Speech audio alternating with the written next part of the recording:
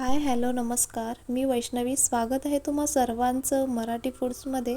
आज आपण बनवणार आहोत गणपती बाप्पांच्या नैवेद्यासाठी खास मँगो मिठाई मोदक.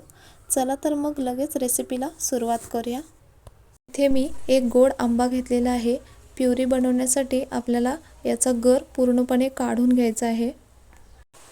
इथे बघा, एका आंब्याचा 1 वाटी गर निघालेला आहे. आता याला मिक्सरच्या भांड्यामध्ये घालूया आणि त्यामध्येच आपल्याला 4 चमचे म्हणजेच अर्धी वाटी साखर घालायची आहे आणि याची प्युरी बनवून घ्यायची. इथे गॅसवर एक कढई ठेवली आहे. त्यामध्ये अर्धा चमचा तूप घालायचं आणि त्यामध्ये बनवून घेतलेली प्युरी घालायची.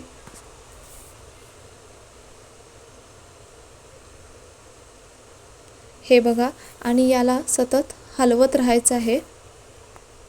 आता प्युरी थोडी घट्ट होईपर्यंत आपल्याला याला शिजवून घ्यायचं आहे.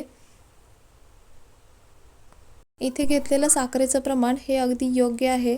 जर आंबा आंबट असेल तर साखरेचं प्रमाण यामध्ये वाढवलं तरी चालेल आणि तुम्हाला जर साखर घालायची नसेल तर यामध्ये साखर स्किप केली तरी चालेल किंवा कमी घातली तरी चालेल.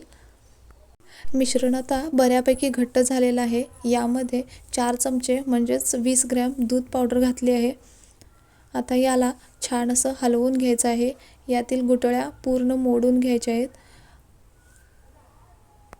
मिश्रण पूर्णपणे एकसंध करून घ्यायचं. हे बघा,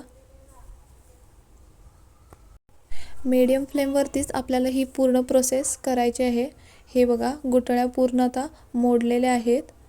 आता यामध्ये 4 चमचे बदामाची पावडर आणि 4 चमचे काजूची पावडर घातली आहे. हे बघा, अशा प्रकारे हलवत हलवत याच्या गुठळ्या पूर्णपणे मोडून घ्यायच्या आहेत.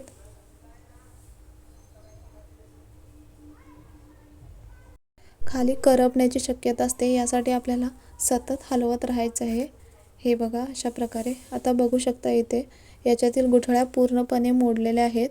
याला आता तेल सुटेपर्यंत असंच आपल्याला हलवून घ्यायचं आहे. कढईला आता चिकटत नाही आहे, म्हणजे बऱ्यापैकी यातलं मॉइश्चर निघून गेलेलं आहे, पण अजून याचं टेक्स्चर चेंज झालेलं नाही आहे. आता बघा, इथे टेक्स्चर चेंज झालेलं आहे आणि याला आता तूपही सुटलेलं आहे. कढईने बघू शकताय तूप दिसतंय, म्हणजे मोदकासाठीचं मिश्रण आता तयार झालेलं आहे. हे बघा, कलरही किती छान आलेला आहे, बघू शकता इथे. याला आता एका प्लेटमध्ये काढून घेऊया.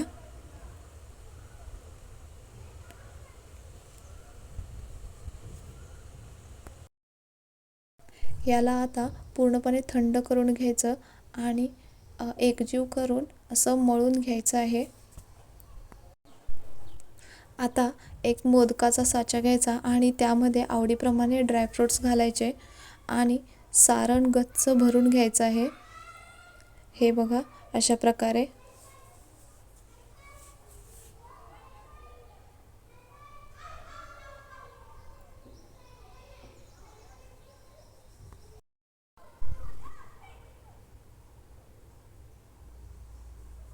हे बघा, काय भारी दिसते ना.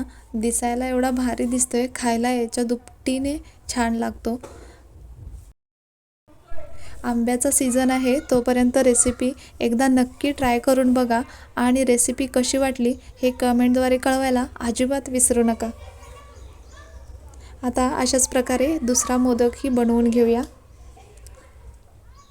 हे बघा, दुसराही मोदक बनवून तयार झालेला आहे. रेसिपी आवडल्यास चॅनलला लाईक करा, शेअर करा, सबस्क्राईब करा. भेटूयात पुढच्या रेसिपीमध्ये. तोपर्यंत धन्यवाद.